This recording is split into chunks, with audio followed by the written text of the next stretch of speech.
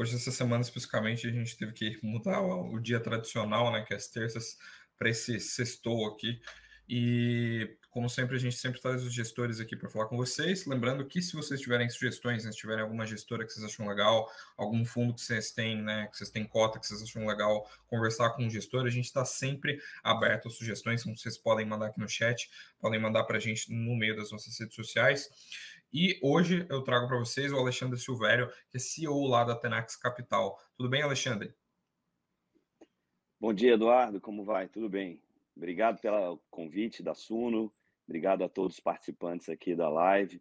E vamos bater um papo sobre cenários de bolsa, sobre perspectivas de 2023. Muito obrigado aí. Perfeito, capaz. A gente que agradece aqui a sua disponibilidade de trazer um conteúdo legal aqui para quem está assistindo a gente, trazer sempre essa visão de especialista e aproveitando, né, que você está aqui para falar um pouco mais sobre esses temas para a gente, né, especificamente perspectivas para 2023, né, a gente ainda está no começo do ano, né, terminando o primeiro mês desse ano. E justamente esse contexto de perspectivas é uma coisa que tem, acho que está meio dominando o noticiário, né? Ver o que as pessoas falando como é que acho que vai terminar o IBOV no final do ano, o que, que deve mexer. E na última carta, né, de vocês, né, vocês sempre publicam, pelo que eu vi ali, vocês sempre publicam no último dia útil do mês, né? Então, vocês ainda vão publicar a carta de janeiro, né, de gestores, mas na carta lá de dezembro vocês citaram muito China, né? Vocês tiveram um foco bem Claro. grande em falar sobre reabertura na China, que aliás foi um tema que puxou bastante também nas primeiras semanas de janeiro, por conta tanto da mudança no cenário sanitário ali, né, que também mexe com commodities, mexe com toda essa questão das cotações de minério e tudo mais, quanto para a influência global, né, da economia chinesa. Quais os players que vocês acham que ganham mais com essa reabertura chinesa aqui na Bolsa Brasileira? E como é que está a visão para vocês desse cenário hoje, considerando que já faz ali mais ou menos quase um mês que vocês publicaram aquela carta citando bastante, de uma maneira bem enfática, né, a reabertura da economia chinesa? Bom, Eduardo, obrigado pela pergunta. A gente realmente tem feito uma série de cartas temáticas e eu convido a todo mundo que está participando aqui a acompanhar as nossas redes sociais. A gente tenta produzir um conteúdo relacionado ao que a gente está fazendo nos nossos fundos. Tenax Capital é uma gestora de recursos que tem fundos macro e fundos de renda variável na sua grade de produtos. Eu acho que, respondendo a sua pergunta especificamente sobre os impactos da China em relação aos setores da Bolsa Brasileira, antes eu queria fazer um pequeno explicação sobre por que a gente acha que essa mudança é tão importante também para o crescimento global e isso vai trazer impactos tão significativos para a economia, para o crescimento e para preços de commodities. Acaba que a Bolsa Brasileira tem um peso em empresas muito importantes, e se a gente olhar para o Ibovespa, principalmente, a gente tem quase 40% do Ibovespa com peso em empresas relacionadas a commodities, seja no setor de petróleo, gás, minério, siderurgia, papel e celulose e também agribusiness. Acaba que a reabertura chinesa foi uma reabertura antecipada em relação ao que nós aqui da Tenax esperávamos durante o segundo semestre do ano passado. É bom lembrar que eles tiveram o grande congresso do Partido Comunista Chinês no mês de outubro, e a partir daquele momento, com a reeleição para o terceiro mandato do presidente Xi Jinping, a gente foi surpreendido pela velocidade com que, até então, política de Covid zero, que praticamente restringia a circulação e era muito, muito pesado, né, o tipo de approach que eles estavam fazendo, né, o tipo de medidas que eles estavam tomando para tanto segurar o espalhamento do vírus, bem como também os consequentes impactos disso na própria economia chinesa. É bom lembrar, 2022 a economia chinesa cresceu um pouco abaixo de 3%. Quem acompanha a China há muito tempo sabe que a gente viveu décadas de crescimento em torno de 10%, a gente vinha reduzindo esse crescimento ao longo dos últimos anos, mas um crescimento de 3% para a China é algo assim quase que inacreditável olhando para as últimas décadas. E é óbvio que pós-eleição e pós-resultados consecutivos, e é bom lembrar também, houve um início de algo que preocupa muito lá a política chinesa, de manifestações em diversas cidades. Há muitos anos também nós não víamos a população chinesa vir às ruas protestar. E eu acho que aquilo ligou, fez com que a classe política, já no início de um novo mandato, tomasse a decisão de reabrir de uma forma bastante mais acelerada. O que que isso vai significar na prática para o mundo e, por consequência, para esses setores importantes que eu citei aqui, quase 40% do Ibovespa, para a Bolsa Brasileira? Acho que a demanda de commodities vai seguir muito forte para os próximos semestres, pelo menos. Isso está muito claro na recuperação dos preços de algumas commodities. A gente pode citar cobre, a gente pode citar minério de ferro, a gente pode citar preços de siderurgia. Eu acho que a grande exceção é o preço do petróleo. Petróleo que a gente viu uma recuperação eh, recente de preços, mas ainda está ali em torno de $80, algo que a gente chegou a ver preços muito mais altos ao longo de 22. E aí tem um componente que eu acho que além de China, que é o componente geopolítico, a questão da guerra, a questão de toda a discussão em relação a aumento de produção por parte de alguns países, retomada por parte de outros, mas olhando claramente para a China, o que a gente vê é que a volta da mobilidade, acabamos de ter o ano novo chinês, em que houve uma explosão de circulação gigantesca, retomada de viagens, retomada de consumo. Isso também é um ponto muito importante. A economia chinesa esse ano deve crescer mais do que 5,5%, talvez até surpreender acima disso, mais perto de 6%. E isso é muito positivo para países que têm na sua economia uma importância grande em pauta de commodities. E o Brasil acaba se beneficiando diretamente, seja através da macroeconomia, por ser um exportador líquido dessas commodities, que a China consome de uma maneira muito significativa. E aí, olhando para a Bolsa especificamente, você vê claramente alguns setores vencedores dessa história. Eu acho que o setor principal é o setor de mineração. A gente vê o minério de ferro e a abertura de hoje ao redor de $127. Ele praticamente vem numa toada bastante constante ali desde os $80, $85. E quando a gente olha, a nossa equipe de análise aqui da Tenax, que é composta por 5 analistas, comandada aí pelo Adriano Thiago, que tem uma larga experiência também em análise, a gente olha commodities sempre com a gente fala de margem de segurança. Você tem muito cuidado para analisar empresas de commodities, mas ao mesmo tempo, o histórico de preço de commodities mostra que tanto para cima quanto para baixo há determinados exageros quando você tem uma grande mudança, seja na demanda, como é o caso agora da demanda chinesa, seja da oferta quando há alguma interrupção por qualquer motivo. Então, eu não descarto a possibilidade de a gente ver o minério ainda subir ainda mais. A despeito de já ter subido aí praticamente mais de 40%, eu não descartaria a hipótese de o minério, por exemplo, flertar com os $150 nos próximos meses. Isso não é necessário para fazer com que a gente acredite muito, por exemplo, nas ações da Vale do Rio Doce. A gente gosta bastante de Vale exatamente por essa temática, mas a gente gosta também de outras commodities que não são necessariamente somente relacionadas à China.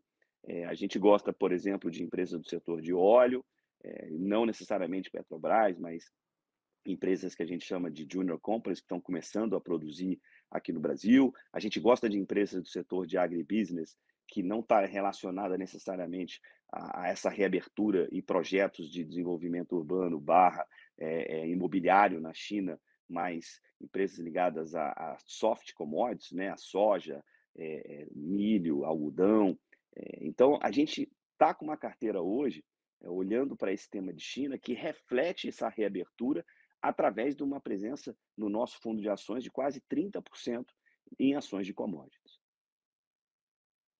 Perfeito. E só aproveitando aqui um pouco do que o pessoal tem comentado no chat, porque até justamente é mais ou menos um dos temas que eu acho legal a gente abordar, que é até colocar aqui a notícia que saiu aqui no site, né? Abriu um espaço aqui para falar que o pessoal tem citado a questão do fluxo cambial de 2022, né? Que teve um pequeno erro ali, né, na contabilização do BC. Então, no ano passado, teve uma disparidade ali com relação à entrada para a saída líquida de dólares do Brasil, né? Então, eles publicaram ontem que eles erraram o cálculo ali falando de que a entrada, como vocês podem ver aqui nesse trecho aqui, né, que passou de uma entrada de 9,5 bi para uma saída de 3,2 bi. Então, não só mudou a magnitude, como mudou o sinal. E a gente sabe O que essa coisa. sinal.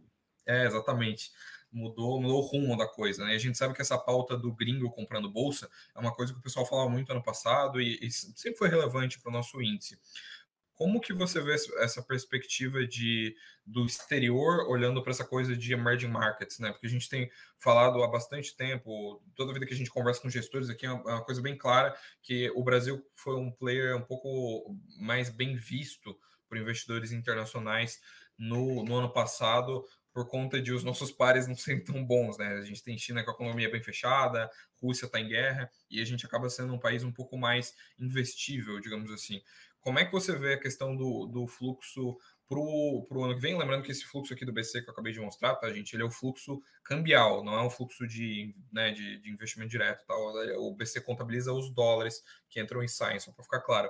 Mas como é que você vê essa questão do investimento, por exemplo, em bolsa e do pessoal que faz os aportes aqui, que acaba sendo bastante relevante para o Ibovespa e para como o nosso índice se comporta no ano? Bom, Eduardo, eu não vou entrar no detalhe desse erro do BC, realmente que foi um erro de um número bastante grosseiro, eu diria. E é esse ponto que você falou, foi um erro numa linha de contabilização de contratos de importação. Ou seja, é algo inexplicável, porque eu não consigo realmente entender como é que um erro numa contabilização de um contrato de importação pode causar um erro desse tamanho, muito significativo, né, como você falou, 12 bi. Mas respondendo à sua pergunta em relação ao investimento estrangeiro em bolsa, eu acho que o fundamental aqui é a gente olhar, primeiro, né, o Brasil não é uma ilha isolada do mundo. O que a gente está experimentando aqui é muito similar ao que aconteceu no início da guerra, como você falou. O Brasil, naquele momento, se beneficiou bastante. Eu falava que eram por três motivos. Primeiro, porque a gente estava distante do conflito. Segundo, porque a gente é produtor de commodities e isso segue valendo, como eu acabei de falar sobre a reabertura de China. E com as commodities em alta, naquele momento, pela incerteza da guerra, o Brasil atraiu bastante recurso. E o terceiro ponto, que não está tão relacionado à bolsa assim, mas sim à renda fixa naquele momento, a gente já era o Banco Central que já tinha começado a fazer um ajuste de política monetária, subindo a taxa Selic, o que é negativo para a bolsa ao longo do tempo, mas atrai recurso de investimento estrangeiro que vem se usufruir dessa taxa de juros extremamente elevada. O que está acontecendo agora no início do ano é um pouco diferente. A gente, de março do ano passado para cá, a gente viu um movimento em que o Banco Central brasileiro interrompeu a subida de taxa de juros e o resto do mundo acabou acompanhando, dado a grande necessidade de aperto de condições financeiras, que foi o grande tema macro do ano passado. Todos os bancos centrais do mundo, sejam os países desenvolvidos, sejam os emergentes, tiveram que subir para suas respectivas taxas de juros para fazer frente a uma inflação que estava muito, muito alta. O ano de 2023 começa num cenário um pouco diferente, principalmente quando você vai olhar que esse ciclo de subida de taxa de juros, no caso brasileiro, se interrompeu no segundo semestre do ano passado, e no caso da maioria dos países, já estamos discutindo uma interrupção muito em breve e até mesmo um debate muito grande em relação a quando esse juro começa a cair. Ou seja, quando a gente vai olhar essa combinação de China reabrindo e o fim desse aperto de política monetária, países emergentes se beneficiarão desse cenário. Ano passado foi um ano de dólar muito forte. Sim, o dólar se valorizou frente a todas as moedas. O real não está incluído aí porque ele, em 2021, já tinha se desvalorizado bastante. Mas o dólar foi a grande moeda do ano passado em relação tanto às moedas euro, ien, o própria libra, né, do Reino Unido, mas em relação aos emergentes. Agora eu vejo um cenário um pouco diferente para 2023. E o Brasil, a despeito dos seus problemas idiosincráticos, ou seja, dos problemas internos que a gente está vivendo, de todas as dúvidas em relação ao desempenho econômico do Brasil em 23 e da questão fiscal, que é fundamental a gente endereçar isso para fazer com que a percepção em relação a essas taxas de juros, que são insustentáveis, assim, de forma muito honesta, Eduardo, e todo mundo está assistindo aqui, o Brasil não vai aguentar por anos uma taxa de juros real de 6,5%. No caso de uma NTN-B, por exemplo, 2045, 2050, a gente está ao redor disso, ou uma taxa de juros ex ante até acima disso, quando a gente olha a projeção de inflação para frente, a gente tem um juro extremamente alto. Isso é por causa de um prêmio de risco que o Brasil tem hoje. Agora, é óbvio que o investidor estrangeiro, ele, ele acompanha o Brasil de uma forma um pouco diferente do que o investidor local. Ele não é que ele não entenda o que está acontecendo aqui, mas ele olha o Brasil em relação, como você mesmo falou, em relação a uma outra cesta de vários países. E aí vale até uma análise de curto prazo em relação ao que está acontecendo já em 2023. Se a gente for olhar o índice de países emergentes, o MSCI Emerging Markets, ele está subindo em torno de 13, 14% em dólares. O Brasil cresce menos. O grande destaque desse índice ao longo dos últimos meses e olhando para 2023 é o MSCI China. China está subindo muito. Como tem um peso muito significativo, isso acaba puxando países emergentes. Mas o Brasil está se beneficiando desse cenário de acomodação de política monetária no mundo, de uma percepção que o Banco Central americano já está no final da sua subida de taxa de juros, e isso está empurrando os países emergentes. Essa combinação de Estados Unidos um pouco mais fraco e China um pouco mais forte traz muito recurso para países emergentes. Agora, o Brasil precisa fazer o dever de casa. O Brasil precisa mostrar que está preparado para encarar os desafios de uma dívida PIB elevada, de uma necessidade de investimento, óbvio que existe, tanto investimento produtivo como investimento social, mas de uma maneira responsável, de uma maneira que seja sustentável ao longo do tempo. Eu digo que se as primeiras indicações do novo governo estivessem nessa direção e olhando para esse cenário externo, perdão, a gente poderia estar com o dólar aqui tradando até abaixo do que ele está agora, né? A gente poderia já estar flertando com um real caminhando para algo próximo a 4,80, o dólar em relação ao real. Agora, a gente precisa aguardar os próximos passos do que será a política econômica barra fiscal da nova administração do presidente Lula e do ministro Haddad. Perfeito. E justamente isso que eu acho que eu tinha notado aqui, que eu acho que é o que chamou mais atenção no noticiário, especialmente nas primeiras 2 semanas, aí, né, que quando rola aquela coisa de você firmar um pouco mais de diretrizes.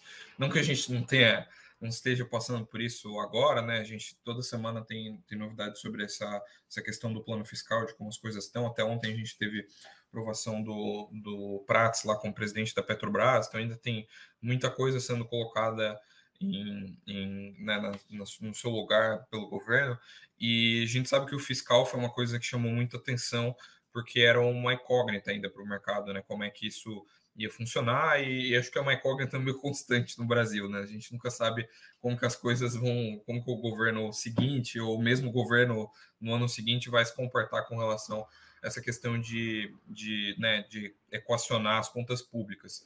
E a gente viu, assim, muita dúvida com relação à saúde financeira brasileira, né? Em linha aí com o que você falou, né?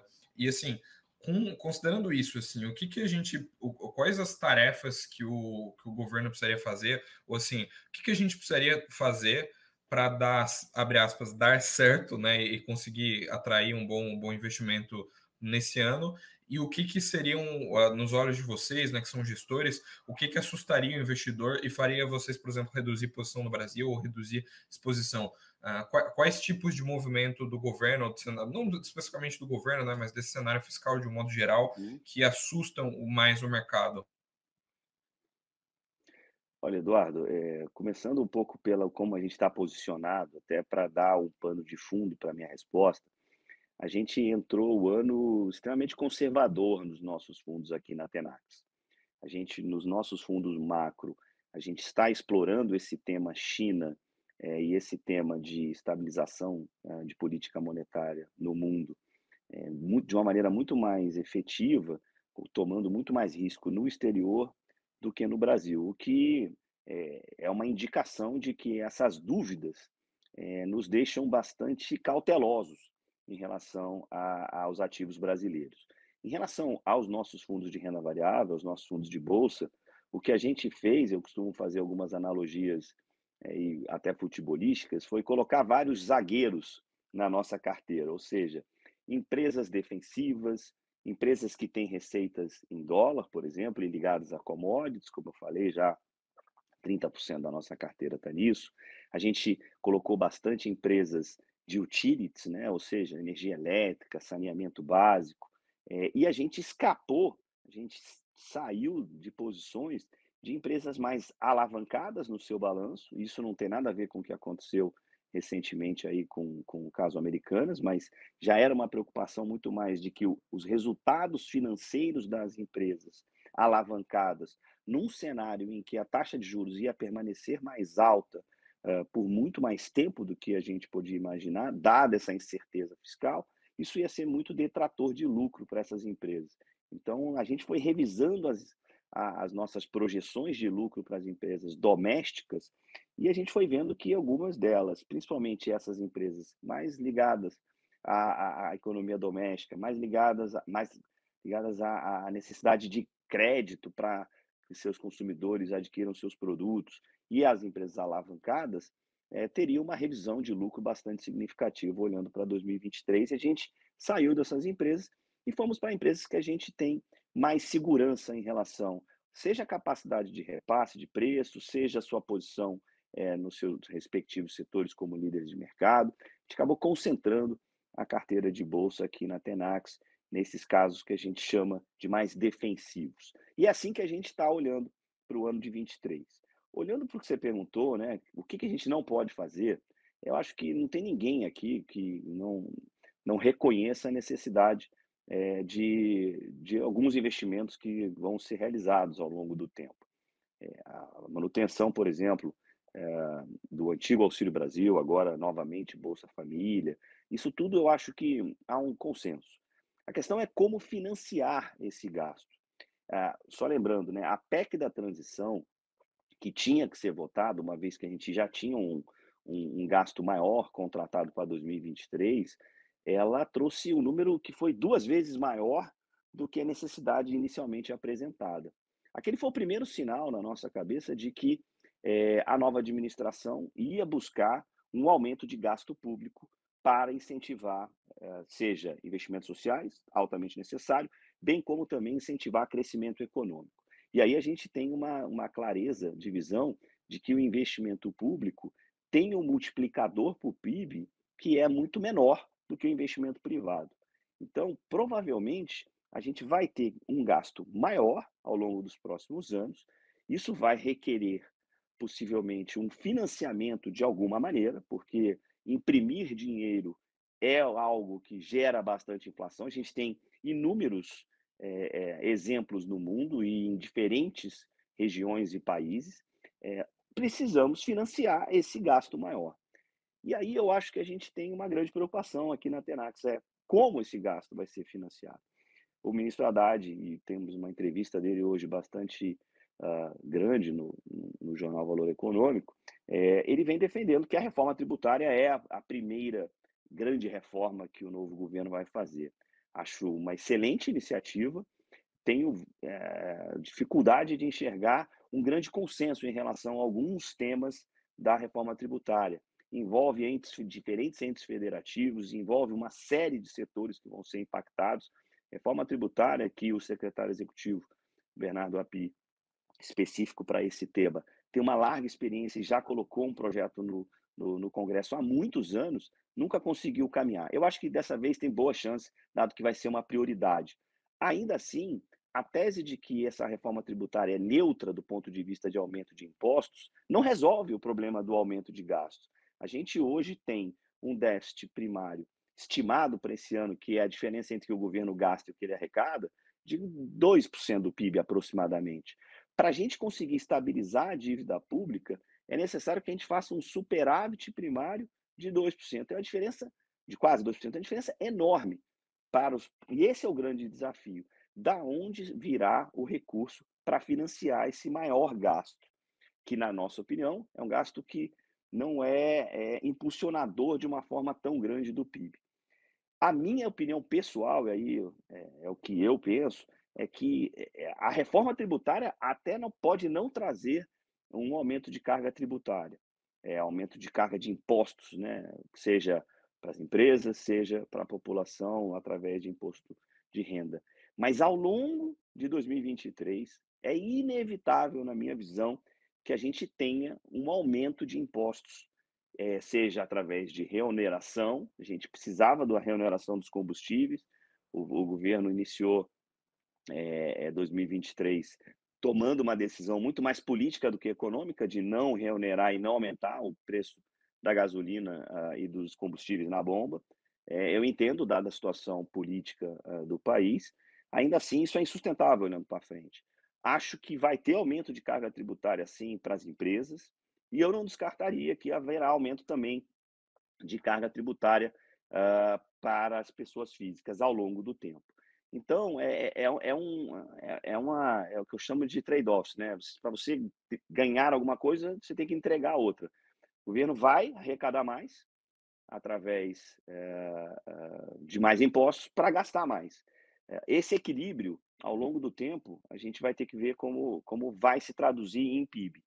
A nossa percepção é que, olhando num prazo um pouco mais dilatado, isso reduz o PIB potencial do Brasil. E a gente vai ter que conviver com isso, pelo menos durante algum tempo, para ver aonde a gente vai se equilibrar. Além disso, a gente tem um cenário que toda essa incerteza traz a taxa de juros para ser mantida num patamar muito alto. O câmbio ajuda muito. Eu acho que se o cenário internacional continuar ajudando, Eduardo, e se o câmbio permanecer ao redor de 5,20, um pouco para cá, um pouco para lá, eu acho que é muito, muito bom para o Banco Central. Agora, o câmbio só fica aí se o cenário externo continuar positivo e se a gente não tiver uma política fiscal não crível. E para fechar a tua pergunta, o governo se comprometeu a enviar o novo arcabouço fiscal até agosto desse ano. Eu, pessoalmente, gostaria que eles mandassem o mais rápido possível, porque isso eliminaria toda essa discussão que a gente está tendo. A gente precisa sair de um déficit primário de 2 para um superávit de 2 positivo para equilibrar a dívida PIB. Se ele indicar que isso vai ser feito ao longo do tempo através de uma política fiscal que todo mundo acredite que seja viável, não precisa ser em 2023, mas precisa ter um plano. E o que me impressiona é que, passado já quase um mês do governo e mal ou bem quase 3 meses da eleição, a gente segue num voo quase que cego em relação a esse tema específico. A necessidade, a premência, o senso de urgência me parece muito baixo. É claro que o ministro Haddad está fazendo o trabalho que lhe é cabido, em tentar acalmar os agentes econômicos, ele tem se reunido com empresários, com investidores, mas eu não sinto, principalmente no presidente Lula, a mesma sensação de que a gente precisa endereçar. Na minha cabeça, o presidente Lula ainda está num movimento, e ele é um político que faz a leitura do ambiente de uma forma, é inegável isso, né? É diferente, talvez bastante apurada. Ele continua focando em outros temas que não afetam diretamente a popularidade dele, talvez por todo o entorno que está acontecendo e toda a polarização que a gente tem no Brasil hoje. Mas acho isso insustentável ao longo do tempo. Ou vamos começar a endereçar os problemas que nós temos e que não dá para jogar para debaixo do tapete, ou essa conta vai chegar ao longo do tempo e não vai ser bom para o Brasil, na minha opinião.